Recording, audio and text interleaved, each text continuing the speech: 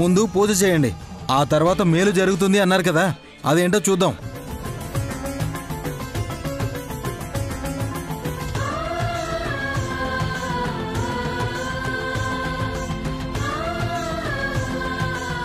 జై జగజ్జనని.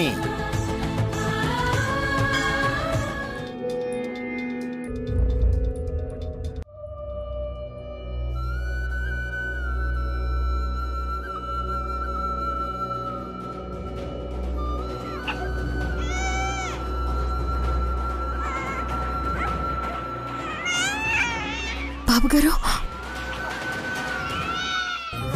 నీకు అండగా నిలబడాలన్నా నేను నాలా ఉండాలి. నిజమే బాబుగారు. విశాలాక్షమ్మ తల్లి దయతో ఈ పరిస్థితి నుంచి బయటపడతామన్న నమ్మకం నాకుంది. నైని, ఇంకొక్క నిమిషమే ఉంది. మీరెత్తుకోగానే గాయత్రి ఏడుపు మానేసింది చూసారా?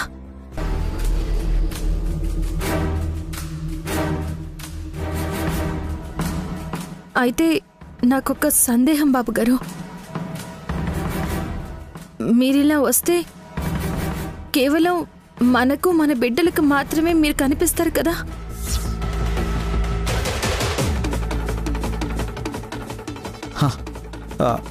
అవును. మరి మీరు గాయత్రిని ఎలా ఎత్తుకోగలిగారు? తనకి మీరెలా కనిపిస్తున్నారు?